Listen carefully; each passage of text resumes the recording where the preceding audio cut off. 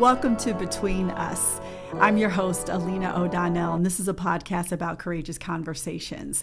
We have been exploring through Black History Month a variety of topics, and today we are going to focus really on history makers, why Black history is American history, and we get a chance to have some fun. My guest is Jon Lyons from Patient Sync. So we're not only going to be talking about Black History Month, we're going to open the door to Women's History Month. And I can't think of a better voice to use than a white man for this opportunity. Thank you. Thank you. It's wonderful to be here. So clearly, everyone, if you're new to this podcast series, we have a variety of people on. Start on another one. You should start on. you should start on. Get episode 1 with someone else first, and then come back to me when it. Yeah, after you get into the seriousness. You asked for this. You asked. I did. This is a new podcast. We're excited about it, and we're exploring some topics that typically some people may feel a little uncomfortable about, and Jon and I are going to talk about some uncomfortable things. We are here to make you feel uncomfortable. That's true. Say. This is why Jon is my man. Jon, I love wading into areas of discomfort. It's truly great. And Jon really has waded into some uncomfortable areas, so he's been gracious enough to talk to us about his degree in history, and I don't know how he got from history to what he's doing now. So Jon, tell us what you're doing now. In a word, nepotism. My cousin actually, Jason Thurman, used to work here, and he was the one who sent me the job listing, the opening. He also gave me a terrible hard time in the interviewing process when him and Jeff Mock were involved, and they assigned a 15-minute presentation to me over the topic of my choice. So I taught them for 15 minutes about different electoral types across the country and across the world. And there you have it. I don't know that Jeff got any of it, honestly. I think Jeff that's was your about peephole into how to interview successfully. Bore them. They won't know if you're lying to them if you make it boring enough. That is the key. So Jon you Lyons, can tell them anything you want, you know. So Jon Lyons, he works for one of our partner companies in the Blue Alliance family, Patient Sync. Jon, tell us what you do. Yeah, so I work on the Patient Sync Navigator team. I work primarily with the guided process, making updates, building out stuff, that kind of area. I do have my hand in other pots as well, and excited for kind of like the future projects I've seen, like Clint and Diana and Scott cook up. Scott Mounts over on the Patient Sync team. See Luke as well. I have to include Luke now because he's not a poor little what's the word apprentice. I can't think of the word. I just love the fact that you think that everyone knows all these names. That I know. Well, I like name to throw dropping because they're doing a lot of really cool work behind the scenes that isn't always like the most public. Like, you know what I mean? It's like always so like shout the cool outs features. Shout outs to them. Like the fact that the phone system and the guided process is now in one screen. Like, you know what I mean? Like that is a very good example of like stuff that they do and are pushing to the forefront. And that's stuff like that it kind of flies under the radar. So we had Matt Chandler on a few weeks ago. He actually kicked off. Probably. So what is it with me? We kicked off Black History Month with him. And the whitest kids you know. Here we go. So Black history is American history, right? It is. It is. And you're ready to talk about his and her stories. So her story, yeah. I am. It is one that I am probably woefully not as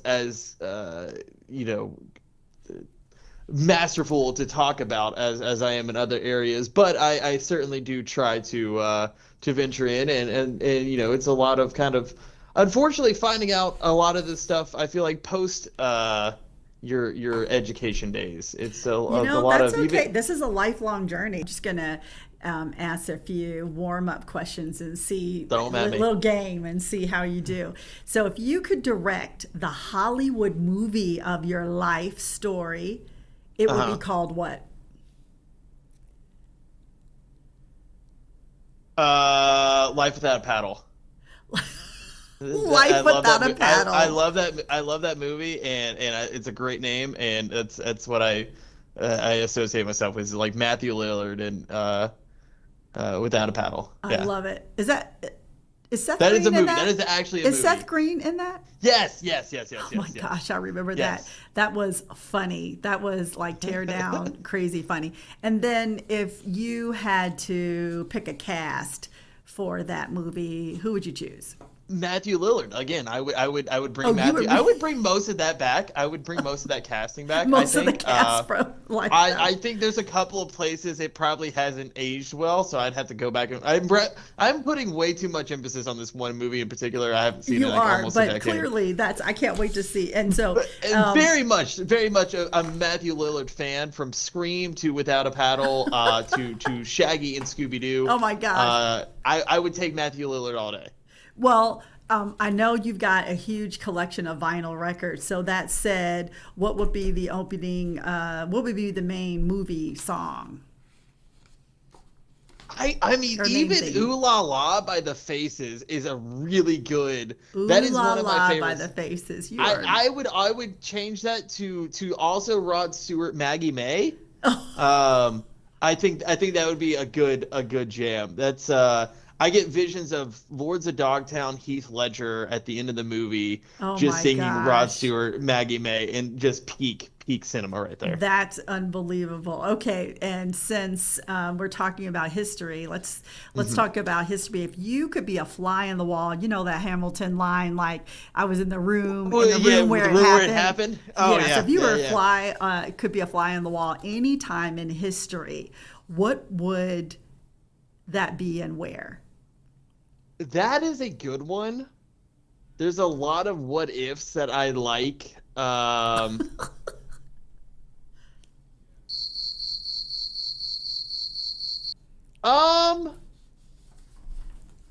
god, that is a hard one. I mean, the one that Hamilton is talking about would be a great one. Oh really? You would choose that? That is the dinner that gets Washington D.C. as the capital. It used to be, I think, in Philadelphia. And Jefferson famously wanted it. At least he wanted it in Virginia. He wanted it in his home state of Virginia. But he wanted it further south. He didn't want the North having such a stronghold of the capital being up there too. And so it was Jefferson versus Hamilton, which both actors do very well in the scene, and that part is largely accurate. It was a closed door dinner. Yep. That one is good. Okay. The JFK Cuban Missile Crisis comes to mind. Goodness. So anything Lyndon B. Johnson, I think, would be amazing to listen to. What about if you could lock one person in a room and torment them for a day? Who would that person be? Who would that person be? Well, I mean, I feel like it should be someone who hasn't been tormented that much. I feel like it's someone who deserves to be tormented. You know, who's the guy who marked up all the insulin prices? Shkreli or whatever, right? Martin Shkreli, I think is his name. He bought like the gold album of the Wu-Tang Clan album. That guy. I don't think that guy has been punished enough. I feel like I'm Chelsea Handler in the Daily Showdown. I just guy, lost honestly, control. He's gotten off a little too light, and he should have a day of I'm gonna I don't know. I don't think about torturing people very often, honestly. Oh my gosh. Honestly, I'm not going to lie. So, okay. So you've told me would your autobiography be called the same name, or would it be called a different title? Would it have a different title? I would say the same name, but I would say instead of Matthew Lillard, I would like Anthony Serkis to write it. to do the audiobook for it. Yeah. Oh, yeah. you would want Andy Serkis to do the audio? Yeah, So I want Andy does he Serkis have to to have an Andy American Serkis, yeah. accent, or is he going to do Andy, of his... I think he's wonderful. I just cherish him. So Or you could just put him on green screen like what he did with Gollum. So honestly, I just want him to, this book is a empty canvas, paint away. Like whatever accent you feel, Andy, just go off. If you want to make me sound like Benedict Cumberbatch as the Smaug dragon, I mean, go off. I mean, that is your decision. Oh my goodness! Last question. Yes, You can never respect. Fill in the sentence. You can never fill in the sentence. You can never respect. So finish the sentence. I can never respect. Woodrow Wilson. Oh, I thought maybe you would say someone who puts their toothbrush. Everything I see associated with Woodrow Wilson, I immediately lose respect for. Honestly. I thought you were going to talk about your toothbrush in Washington, D.C. There's like a wing called Woodrow Wilson wing, and I'm just like, every time I have to go there, I'm just like, ew. Where's the Woodrow Wilson wing? That is in the Gaylord National Hotel in Washington, D.C. Technically, it's in Maryland, I believe. But that's okay. And this is the reason why you're on for Black History Month. Oh my goodness! So tell me why you that dude sucked. I love it. Well, thank you for a life without a paddle. Yes, without a paddle. Just without a paddle. Without a paddle. To drop the life part, I think it's just cleaner without a paddle. Well, you could have a life without a paddle. It could be a whole litany of things that I'm without a paddle on. You know what I mean? Why limit it to just life? Tell me why you think it's important in celebrating and highlighting accomplishments of African Americans in American history.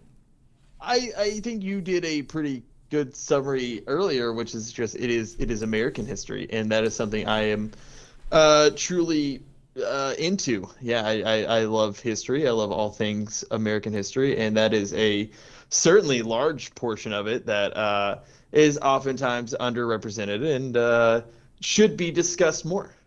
And so with that, I told you that Matt Chandler was here and to kick off Black History Month, and I had asked him what was his earliest memory of Black History Month. So I ask you the same. That and because you sent me a bit of a heads up on some of these questions, and I did read that one. I thought it was interesting because I don't know. I want to say even in middle school, and I don't think it's to say like that we might not have had it in elementary school. I also went to a Catholic school that was like very small, but even I can explicitly remember I think there almost being more of an emphasis on it in the private Catholic school than there was on the public school that I went to in high school. Really? Which I thought was interesting. Which I thought, and that also might be like because the class sizes were much smaller. I don't know. But I can almost remember because it's almost in high school that I have to really struggle. Like, did we even do much or anything with that? And yeah, I can remember in middle school certainly, but it was all like very. I had a dream, Martin Luther King, in that fixed racism in America. Do you know when I started? My earliest memory, totally, I'm young, probably like 7. And for those of you who may not know, I was adopted into my current family at like 7 and 8. So that's sort of where my frame of reference in terms of new beginnings are. And literally the books that I read, I just opened up a bunch. I'm doing a remodel of the house, so that, there's boxes everywhere, and I just unearthed books that were there. It's an entire box of just Black history. Like there's it's actually in my windowsill. One is like the education of the Negro American. And for those of you, my family is much, a generation or so. So you're going to hear terms that I use that are typically out of fashion now. So there are terms that my family would say, Negro American, Afro American, and so I was looking through. I had Black History playing cards, so we had to know, Phyllis Wheatley and Liza and Harriet Tubman, and so all of what I'm going to call the history makers. Those are really, those what changed the tide and really led folks out of that 400 years into a whole new way of history. So it was really in my home, and then definitely in elementary school. And I went to predominantly Jewish elementary school. It was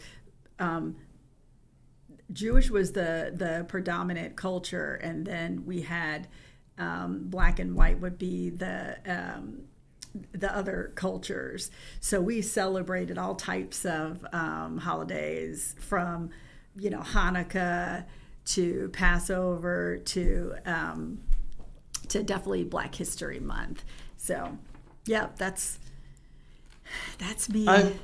I'm trying to find the name of this book, because the way that especially when you said that you had playing cards for it, there was a wonderful book that I had in college, and it was like the history of baseball, and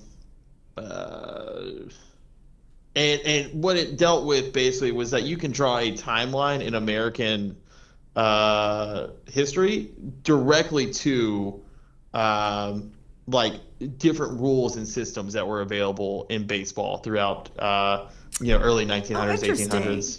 And I remember you telling me about that book. It's such a great book, and I will have to find it and send the name to you, because I don't want to be spending the whole time looking for that. And I'm boxing up stuff, so I can't even just run to my bookcase real quick and grab it. But it's a great book, and it reminded me when you said that, like had cards, because that was the trading cards and stuff like that. I don't know why that just kind of kicked in my head. I was like, oh my God, the history of baseball, and how you could just track that through. Anyways, sorry, that's a side tangent. But so when you were in college and you weren't under anyone else's influence the way that we all are in our elementary, middle school, and high school years, and you're exploring history, the vast,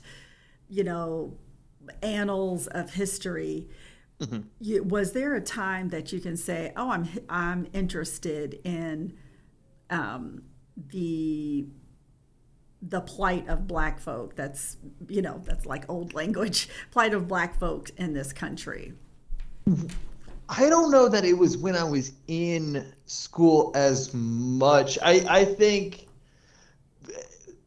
because even then it was much more broken up into the decades that you would especially for classes. So it'd be like the history of early American culture, early 19th century American culture, from 1850 to 1900 or something like that. It would be a very specific time range, and then within that 50 years, you would that stuff would be covered, but it would be covered in tandem with economic policies, as well as other social policies that were going on at the same time, and stuff like that. I think the later that you got into the more I guess higher up classes, you did get a bit more specialized in kind of attacking themes like that. So history of baseball was a history 400 level class or something like that, because you were supposed to have a basic understanding of timelines and periods to now go into very specific things. I think it was really kind of after school when you can start devoting whole amounts of time into topics that you now have time for it. Like I wouldn't have had time to like go down some of the rabbit holes just on a priority list. Sure. Yeah. So like now it's like if I see something interesting or something piques my interest or something like that, like I will go and bury myself in that little corner for a while and feel like I'm pretty familiar about it or go through and track things much more than. And I credit like the history classes and stuff for helping me do the history. That's a very important aspect that I don't think gets talked about. Like it is a science at the same time too, and it's a relatively new field. Like how do you do history? How is history collected? How is it written about? How is it like handed down? Are we doing it correctly? A really good area that I like to point to is like archaeology. There used to be a phrase in archaeology that it was like they had it was archaeology with a purpose. They had a shovel in one hand and a Bible in the other hand, right? And they would actively kind of ruin and contaminate these archaeological sites, looking for specifically what they wanted to find there. And history has long had a reputation of being served in that same thing. So especially in the past 80 to 100 years, a really big focus has been emphasized on like how do you do history from a kind of neutral aspect and in a scientific way. That's I've never heard of that before. Do history one and then in a neutral way. And I'm just curious because with indigenous cultures, before writing came along, indigenous cultures passed their culture down through oral traditions, right?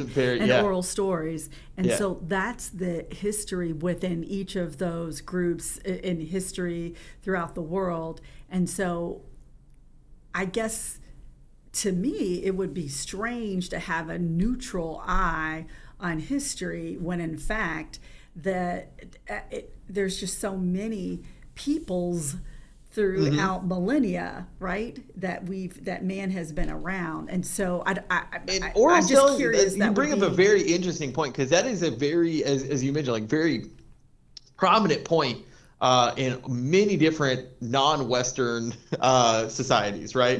That is a huge emphasis, and especially for early American development too, when you had like whole populations that not only weren't being educated, but it was like specifically outlawed for them to be educated for that exact reason, right? So it I think speaks to kind of the importance of both. It's something like written history is very important. Oral history is also very important. Earlier times, oral history would be completely disregarded as fable, storytelling, myth, tall tales, folklore, whatever you want to call it. And unless there was a particularly written way of expressing it, it would be kind of shut off. That has been opened up a lot more recently, although I would still say like a big emphasis is on trying to find ways to connect that to any type of evidence, whether it's geographical, archaeological, societal, written, anything like that. Like it's a very hard water to navigate something like that, and I think I like that it's being brought up more. I like that it's being challenged more, and I think you've seen that challenged a lot more within the past like decade. Sure. Well, you think about Alexander's the Great Library, right? And what he collected with the vast empire that he built and the knowledge that was retained there. And I have thought to myself, he did think he was God. So how there's a lot of Alexandrias. Right. So how did it's kind of like the library at Alexandria? He would just name Alexandria. There's like 11 or 12. Yeah. So how did the library at Alexandria, like how did he curate or determine what was going to be kept to tell the past? And so Alexander's an interesting one to look at for that too, because he was very much I want a kingdom isn't ruled by like one tribe smashing all the other tribes. I want my people to intermarry. I want them to adopt the cultures of these places, and that is how I will build a stable empire. Is by co-integrating and pass, not destroying their history or their ethnicity or their culture but incorporating it and but bringing I think it part into of Greek. Incorporating that is being able to understand. And I think that when we talk about Black history, there are folks who will say, why do we have Black History Month? Why do we have Women's History Month? Why do we have Hispanic Heritage Month? Why do we have Indigenous Peoples? I have a great answer for the first one, at least. Okay, tell me. Because when I say Mediterranean, you think only Greek and Italian people, without respecting that. Without the entire, like the whole sea Africa of through right North there. Africa. So that is why it has been, when I say history or American history, the things that are oftentimes conjured and reflected subconsciously even. I mean, it's just like a quick association. I would think a white founding father. If you were to say, what's the first thing you think of American history, I would think George Washington, right? I would think Abraham Lincoln or someone like that. And like those things are tangentially like related. I can get to prominent historical African American figures by saying Abraham Lincoln, Frederick Douglass. Cool. All right, done. And I get my gold star and go. But like the point kind of being is like when you think of American history, you think of George Washington, old white people, that, I think. Yeah. Well, and we're taught that in school, so that's part of the history. And I guess the histories that matter for. I have conflicts with some of that too. I'm going to go on a side tangent because like we're taught oftentimes like the best pieces of things, and I'm thinking is explicitly of like historical founding fathers, and like. There's many conversations you can have about Thomas Jefferson without having to specifically include the fact that Thomas Jefferson has fathered kids from a 12-year-old slave girl. And that should that be taught to a 7-year-old though? Like, you know what I mean? Or like how do you introduce? I do understand that there's a delicate line in introducing concepts and people in a relevant manner, and in a appropriate manner, but it does feel like far too often we exclude a lot of the other stuff that we find uncomfortable, mostly because we haven't been taught that. We don't want our kids to hear it or whatever, and I can understand that, but like sometimes you do have to have uncomfortable conversations about Thomas Jefferson having but that's the difference. With I think that's the difference with my upbringing as well. And I think even with oral history, you have. What's the song about the ring around the rosy? Ring around the rosy, like that is full of posy. Right, that's a tragic song. Right, that's a tragic song. So it's put in posy song was like about the Black plague, right? Like we're spiritual hymns. One of the things that the last post I put up for Black History Month is lift every voice and sing. And the writer of that, James Weldon Johnson, was writing that in celebration of Lincoln's birthday, and it was a poem set to song that is about hope. But we have a dichotomy in this country where there's just realities, right? And so, spiritual hymns, Negro spiritual hymns, are about struggle, they're about death, and they're always about hope. Like there's always this through line about hope. Like there's going to be freedom, there's going to be we're all going to be together someday, but we have to struggle first. So I guess I would say, like in my home, there was no filtering of the type of information. I mean, history is history. And so now you have these museums. You've got the Holocaust Museum, right? You have the museum down in, is it Louisiana or Alabama? The Just Mercy, that was based upon the Harvard lawyer who, there's a museum. It's not called the Lynching Museum, but one of the displays is jars of dirt that are displayed of the ground where people have been lynched. So you can go to history museums, in Cincinnati, there's the National Underground Railroad Freedom Center, and you've got an entire house there that you can walk in and see where the shackles were.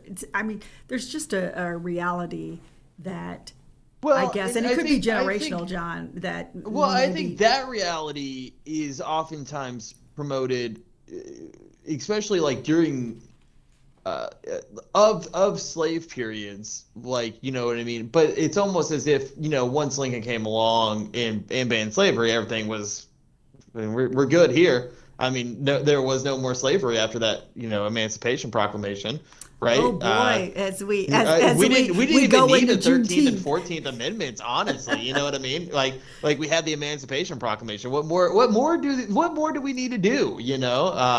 Have we not done enough to correct this? You got a chance in 2021 to experience your first Juneteenth celebration, I think, right?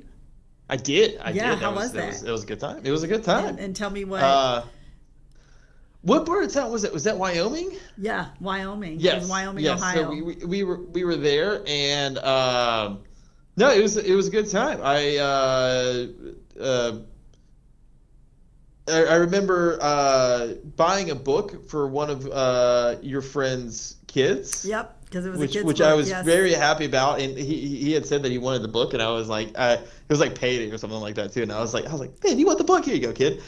Which I did read that book. I also bought that book, and it's a very good book. I'm trying to think of what it's called now. It's about a Columbus sports team that won the basketball and baseball state championships the same year. And I love the same guy who wrote the Butler. Oh, is that the movie? Yeah, the Butler's a movie. I think. Yeah. Same guy, and he's a Ohio native as well. Not the point. The festival was really good though. I remember it was a very pretty day. I was wearing my brightest shirt. You were wearing your brightest shirt. I was wearing my brightest shirt. I was wearing my Rheingeist. My good shirt, as I often call it. So that community came together, and just, those communities around the country that are celebrating Juneteenth. Why do you think that Juneteenth is? Why do you think it's important in our American history, especially after you just talked about the Emancipation Proclamation? I love the Frederick Douglass speech, and HBO has a wonderful, I think it's still on there. Wonderful. It's Frederick Douglass in 5 speeches. It's like an hour and a half long. He was a great orator. He was a phenomenal he's my orator. favorite speechwriter and deliverer. Honestly, the man would spit fire. And he gets invited to on the 4th of July to New York. I forget. I think it might have been like Carnegie Hall or some very huge famous place. And the president of the United States is there. And look how far we have come, where a runaway slave is giving a speech in front of the president of the United States. And the speech is incredibly long. I should preface that. It's like 18. But the HBO documentary does a very good job of condensing it to the main themes. In the first part, he kind of butters them up a little bit, and he's like, aren't we just the freest of places? Is this not what the land of the dreams is about? You know what I mean? And then he just starts just attacking everything in front of this crowd, and I mean, it was beautiful. But the thing that he summarizes it with is, what is your 4th of July to the American slave? Yeah. What is this concept of freedom that you're celebrating while I have none? While people to this day are in chains and forced to work and live in subhuman conditions, are treated not as humans, but it even by law codified at this point in the Constitution as being only 1/3 of a person, as only being counted. What is this 4th of July, Independence Day that you are chastising about? As almost to throw it in the face of the people who are living in this country who have no freedom. And you thought I was going to come here today and be, on my best behavior and sing your praises. You should be ashamed of yourself. Right? Oh my God. Talk about uncomfortable. And at this point in time, too, like I'm still pretty sure the Fugitive Slave Act is still in order. At any point in time, someone could come to New York and just grab him and take him back to wherever, and that was not only like legally allowed, it was legally encouraged at this point. Anyone harboring him would also be liable to this. Was it going to happen? No, he felt remote, like marginally safe where he was, but at the same time, that is the audience that he is giving this to. Well, and he's got a lot of abolitionists in the audience as well. Yeah. And just it very, very similar, I think, like kind of tone to what Malcolm X would kind of go on to have. And even then, if you think about like how people are referenced, Malcolm X is kind of, I go on this rant kind of somewhat often. He is the extremist to Martin Luther King Jr., right? He's like the bad boy, I guess, of the two. I don't know. Yeah, it's a shame that there's this pit when, I think there was a time, and I used to believe that. So I will say that I used to believe that. There was a time, it probably, I want to say it was in my 20s that I finally came to a realization that, there are many different ways to get to the same endpoint. So whether, you're someone that is, likened unto the path of Martin Luther King or Malcolm X or Black Panthers. I was going to say John Brown even. John Brown is oftentimes seen as a kooky, loony person for believing that Black people shouldn't be enslaved and actually fought against it actively. What a kook, that guy. What we're here today, closing the month on Black history and then looking at women's history who were another marginalized groups. What's the point? The point is that there are pieces of history, and this is a psychological look at ourselves as a country, as people, peoples that have come here, the different ways people have come here, and specifically with Black Americans, the history that is both tragic and triumphant that makes up American history is not forgotten. And so go back to the question, why do these catalysts? What did you say? It's a major catalyst of American history. I mean, you can think about almost like so many different aspects of American life that are contributions of Black Americans. That is just American history. It's I guess futile to try to argue like a bit of a distinction, although I think the distinction needs to be emphasized because it's oftentimes forgotten about. It's not included a lot of times when we talk about American history the way it should be. And one thing you were going to circle back, I think, a little bit to, why should we what's important is that we see history as known from so many vantage points and viewpoints. And so this understanding that sometimes we have to be intentional in really highlighting many different types of people when they've not formally been, or maybe they've not been formally introduced or read about or studied, or maybe their stories have been so slim that it's reduced to a paragraph, right? Or maybe a chapter in a book, in terms of the decades and millennia of man. It's always important that we're learning. So I want to learn. I want other people to learn. So I'm continuing to learn about my own history. I didn't know. Last week we had Diana Coronado, and the walking cinephile, and we were talking about movies and Black Americans, specifically about Black firsts and Oscars, right? And there was really only 13 of Black firsts in the history of the Oscars since 1927. What I would end on is my question to you is, you are about to relocate to one of our founding cities, and Philadelphia. So, as a history major and a history buff, what do you think about that? I'm very excited. Philly was, really the crux of a lot of very important places, important conversations. I'm saying places, and I kind of mean like places in time.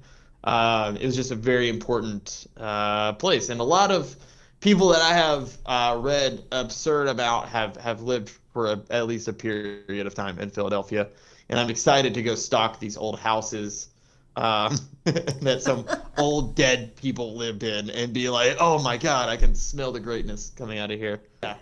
So before we go, I just want to show you that Ursula Burns, I'm starting a book club, and it is, as we're opening up Women's History Month, Ursula Burns is the first Black female CEO of a Fortune 500 company.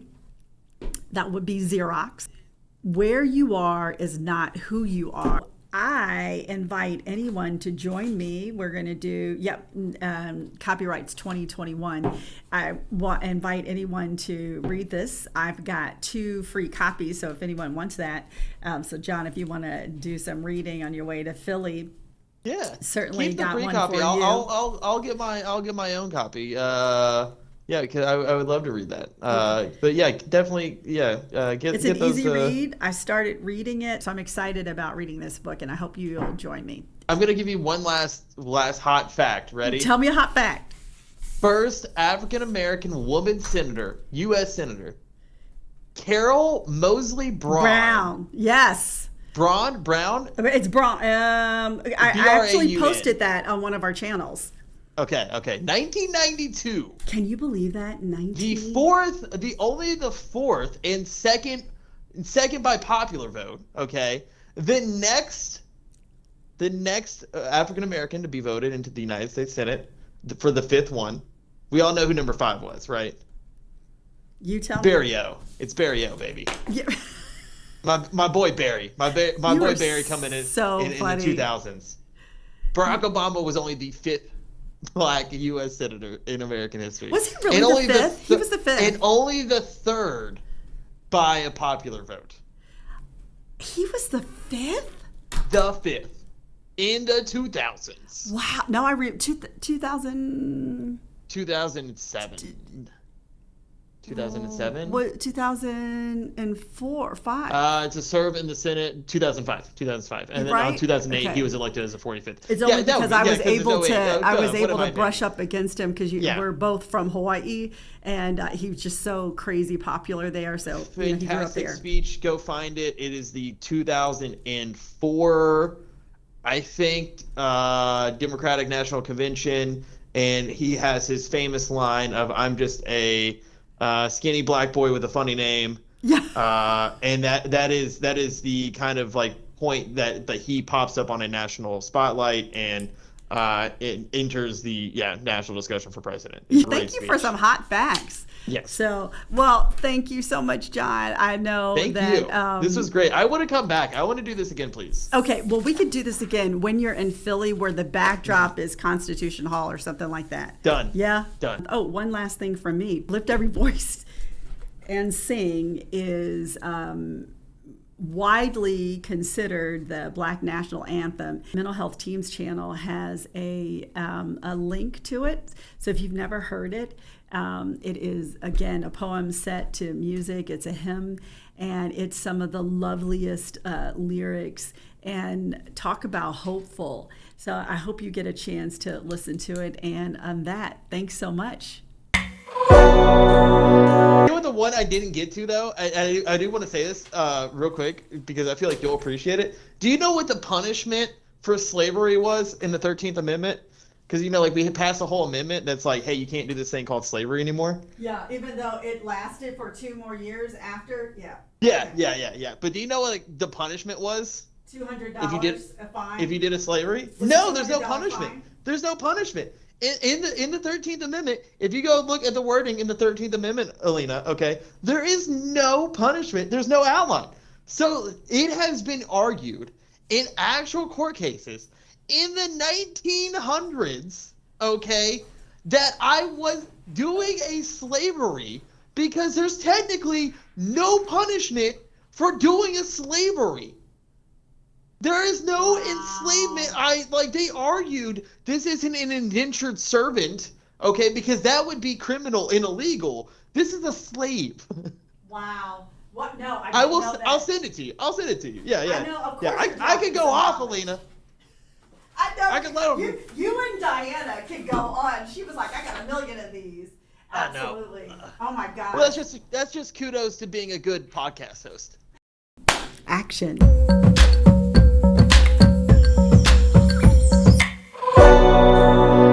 Welcome, everyone. I am your host, Alena O'Donnell. This is Between Us, and it's Black History Month. So we are closing out Black History Month, and we are about to... The whitest kid you could have called is what you're closing out Black History Month with. And we're going to open the door on Women's History Month.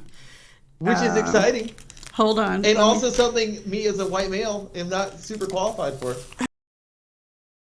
I get a chance to have courageous conversations with folks, and today that is going to be with Jon Lyons. Jon, you didn't say anything like crazy. Hello.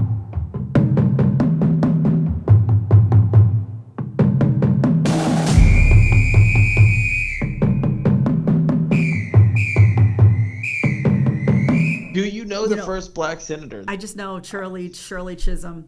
Because she was... Okay. Is she in the 90s? Is she the one in the 90s? No, she would be in the 70s. Yeah. Okay. She might be 60s? House rep. No, first senator, Hiram Revels. He was a Republican. Hiram Revels. 1870. I don't have these notes pulled up. Okay, I'm going off the dome here. 1870. He was Mississippi. Of all places, a Republican from Mississippi was the first. Why does that sound familiar to me?